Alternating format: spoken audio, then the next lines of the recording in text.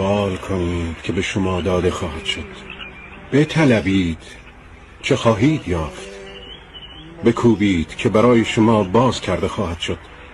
زیرا هر که سوال کند خواهد گرفت و هر که بطلبد خواهد یافت و هر که در را بکوبد برای او باز کرده خواهد شد.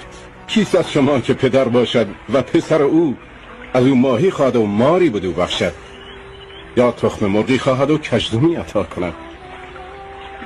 وقتی شریرها می‌دانند که چیزهای نیکو را باید به اولاد خود بدهند، پس پدر آسمانی شما چند مرتبه زیادتر روح القدس را خواهد داد به هر که از او بطلبد.